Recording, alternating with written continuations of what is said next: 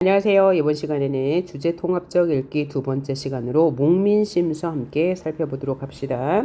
정약용 선생님이 지은 것으로 백성을 가르치는 지도자 수령이 지녀야 할 마음 자세에 대해서 적은 글 중에 일부입니다.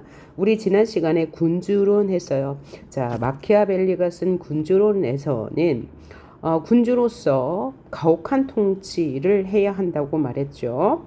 왜냐하면 인간은 악하고 간사하기 때문에 사랑보다는 가혹한 통치를 했을 때 훨씬 더 효과를 얻을 수 있다고 했어요. 하지만 목민심서는 반대의 이야기를 하고 있는데요. 어떤 이야기를 하고 있는지 살펴볼게요. 첫 번째 문단 봅시다.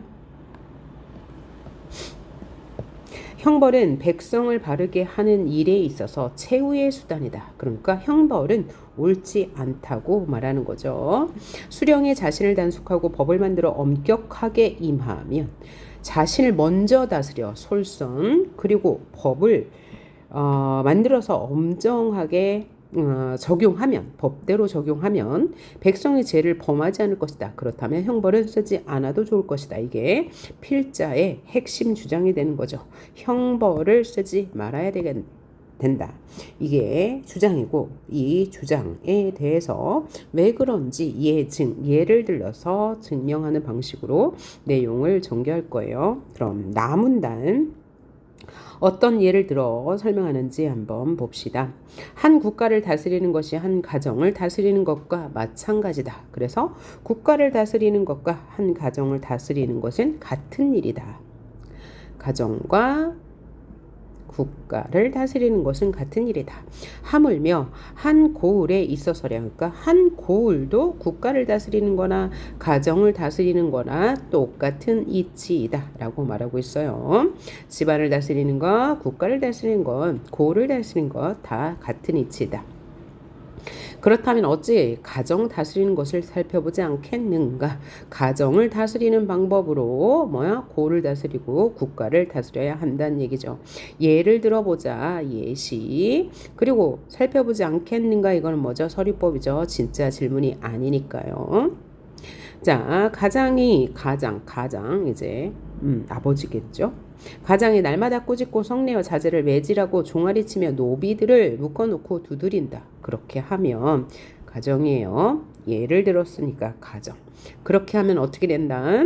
돈 1전을 훔치고 국한 그릇을 엎질러도 용서하지 않으며 심하면 새망치로 어깨를 치고 다리미 빵아리로 볼기를 친다. 이게 뭐죠? 형벌이죠. 가혹한 형벌로 다스리면 어떻게 될까?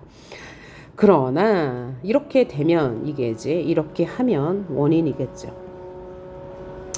가장이 이렇게 가혹하게 다스리면 어떻게 되나? 자제들의 눈속임은 더욱 심하게 된다. 이거는 결과네요. 원인과 결과.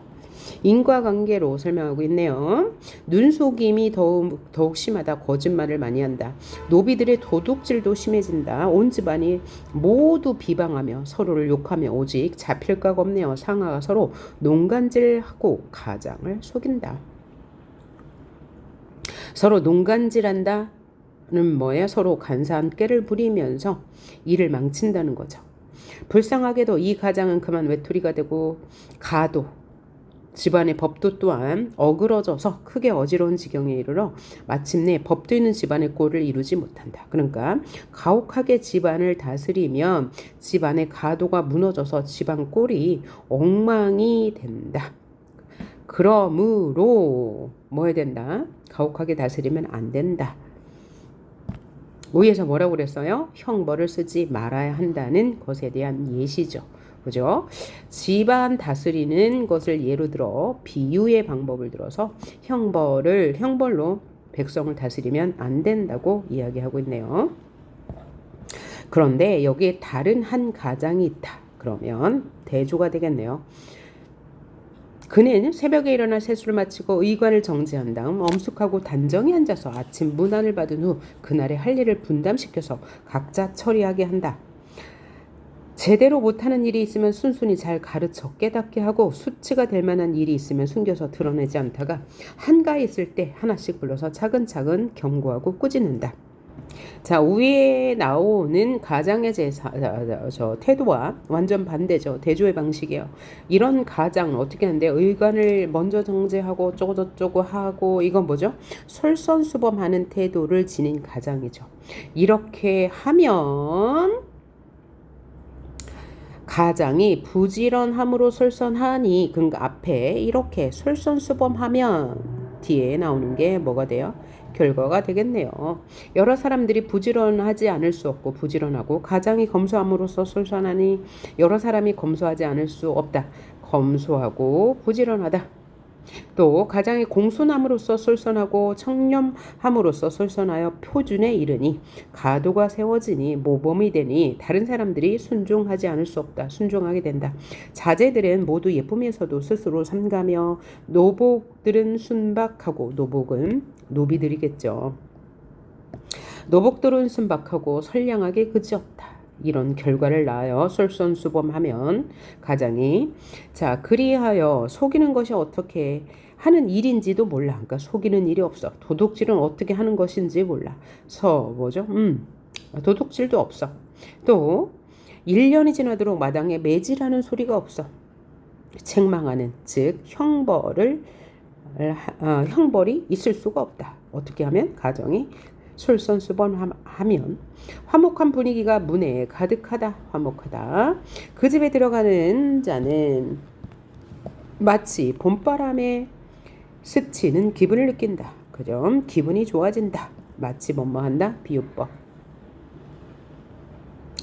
자, 검은고와 비파, 서책이 맑고 아름답지 않은 것이었고 화초나 가축들이 모두 살찌고 윤택해지니 묻지 않더라도 법도 있는 군자의 집이 여기에 있음을 알 것이다. 그러니까 가장이 솔선수범하면 집안이 이렇게 가도가 세워진다. 아름다워진다. 라고 이야기하고 있네요. 다음 문단 이러한 일로 미루어 보건대 유추 그죠? 유추의 방식이 뭡니까? 유비추리라고 해서 유사한 대상의 속성이 다른 대상에도 적용될 것이다. 그러니까 두 대상 간에는 공통점이 있다는 걸 전제로 하는 거죠. 자, 말소리와 얼굴빛은 백성을 교화하는 일에 있어 말단이다. 그러니까 뭐야? 말소리와 얼굴빛으로 백성을 교화하지 말고 뭐로 교화해라? 솔선수범. 스스로 행동을 보여서 백성들에게 모범이 되라. 그러면 평안해질 것이다. 형벌도 사람을 바로잡는 일에서 말단이다. 그러니까 이렇게 하면 안 된다. 형벌을 하지 말고 말로써 얼굴빛으로써 혼내지 마라. 솔선수범해라. 수령 자신이 바르면 여기서 수령은 한 고를 다스리는 대표니까 지도자겠죠. 지도자. 군주론에서 나온 군주와 같은 말이 되겠죠. 그죠? 바르면 백성도 바르지 않을 수가 없다. 수령이 스스로 바르지 않으면 비록 형벌을 내리더라도 바르지 않게 된다. 솔선수범이 제일이다. 천지가 생긴 이래로 이 이치는 항상 변함이 없다. 뭐죠? 이 이치는 사물의 정당한 도리죠. 어찌 잡설로서 어지럽힐 수 있겠는가? 역시 서리법. 그렇죠? 그러니까 잡다한 이야기 말고 뭐 해라? 솔선수범해라. 라는 얘기죠. 그래서 예로서 증명했어요. 집안을 다스리는 잘못된 경우와 바람직한 경우를 예로 들어서 대조를 통해서 강조했네요. 백성을 다스리는 수령의 바람직한 자세는 뭐다? 솔선수범이다. 라고 강조했어요. 자, 그 다음 결론. 정선이 말하였다. 정선이라는 사람은 중국 사람입니다. 그래서 유명한 사람의 말을 인용하여서 결론을 짓고 있네요. 가시에 손이 찔리고 가시넝쿨에 발이 상하여도 온몸이 아픈데 형장의 독, 형벌이죠. 독은 그보다 100배 더하다. 형벌을 하지 말란 얘기죠. 그런데도 자기 감정에 휩쓸려 이것을 함부로 사용해서는 되겠는가? 안 된다. 서리법. 법이 앞에 있고 함정이 뒤에 있으면 그건 뭐죠? 위기 상황에 처하면 진퇴양난의 상황이 되면 소리를 질러 구원을 요청하는 법이다. 옥리의 농간, 그러니까 하급 관리자의 행포죠. 로 생긴 고통이 이와 무엇이 다르겠는가? 또 서리법. 의문형 문장 구조를 통해서 반대 의미를 강조하고 있는 거죠. 그러니까 이렇게 하지 말아라는 얘기예요. 무고한 백성들이 형벌을 받도록 해서는 안 될 것이다. 그래서 이 글은 맨 처음 주장을 제시하고 예증을 통해서 예증을 할 때 비유, 한 집안의 가장과 백성을 다스리는 수령이 해야 할 일, 그죠? 하지 말아야 할 일에 대해서 대조와 예시를 통해서 예증한 다음에 결론에서는 유명한 학자의 말을 인용해서 자신의 주장을 한 번 더 강조하고 있네요. 그래서 수령이 갖춰야 할 자세는 뭐다? 솔선수범이다. 말단의 방법, 즉 하지 말아야 할 행동은 무엇이다? 바로 요거네. 하지 말아야 될 거. 말소리 얼굴빛으로 백성을 교화하면 안 된다. 형벌로서 백성을 다스리면 안 된다. 최선의 자세는 모범을 보여라. 솔선수범해라. 이것이 수령이 가져야 할 최선의 자세이다 라고 말했어요.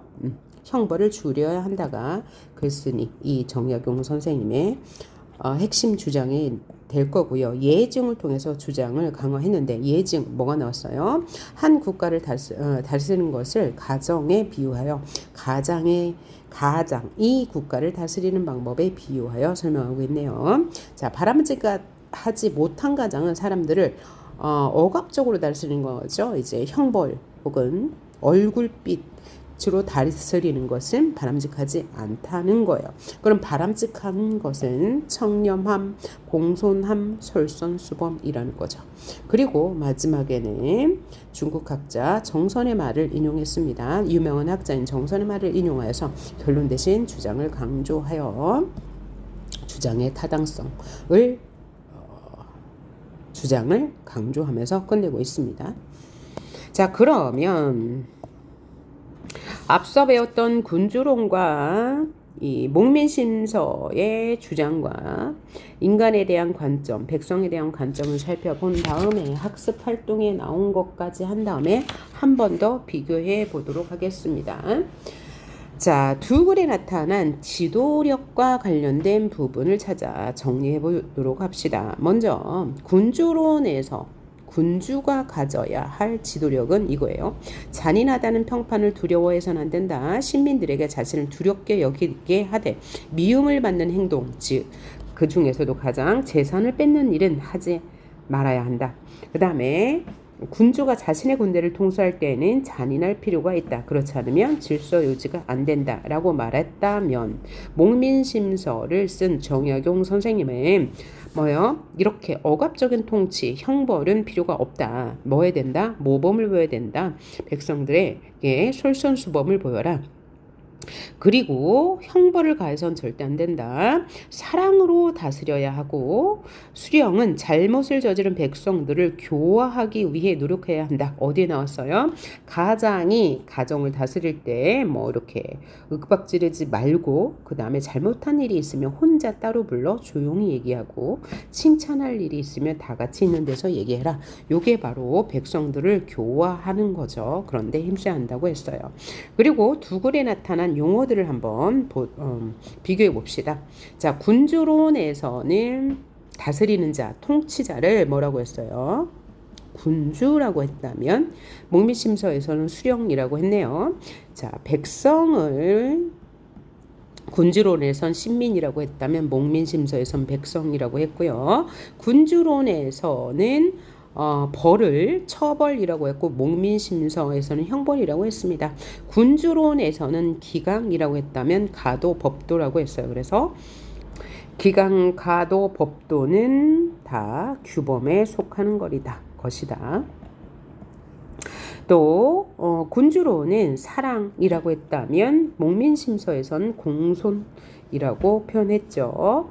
그 다음에 두려움에서 군주론에서는 두려움이라는 말을, 목민심서에서는 말소리와 얼굴빛으로 표현했습니다. 같은 개념이라는 거 아시면 되겠습니다. 자, 목민심서에서 나라를 집안에 비유해서 설명했는데요. 자, 그것을 어떻게 비유했는지 살펴봅시다. 나라가 형벌로 통치한다. 집안에서는 날마다 화를 낸다. 같은 의미고요. 수령의 바른 태도라면 어른이 엄숙하고 단정해야 한다. 이게 비유적으로 표현한 거죠. 가장이 엄숙하고 단정해야 한다. 그 다음에 수령이 나라 내 수령, 수령 혹은 국가라고 합시다. 백성을 교화한다. 가정에서 가장이 집안 사람들을 훈계한다. 그 다음 백성이 바르게 된다. 노복이 순박하고 선량하다. 이것을 집안에 비유하자면 이렇게 비유했다는 거죠. 자, 그 다음 군주론과 목민심서에 나타난 필자의 주장 뭐예요? 군주는 신민들에게 사랑과 두려움을 모두 느끼게 하는 것이 바람직하다. 이게 군주론에 나온 내용이죠. 그러나 둘 다 얻기 어려우면 사랑보다 뭐를? 두려움을 느끼게 하는 것이다. 그러나 미움을 받게 해서는 안 된다. 미움을 받지 않기 위해서 재산을 뺏어서는 안 된다라고 이야기했고요. 목민심서에서는 함부로 그죠? 형벌을 가하지 말고 솔선수범해야 한다고 말했습니다. 자, 그리고 두 텍스트에서 인간을 어떻게 보는지, 백성을 어떻게 보는지 한번 비교해 볼게요. 군주론, 마키아벨리는 백성을 성악설로 봤죠.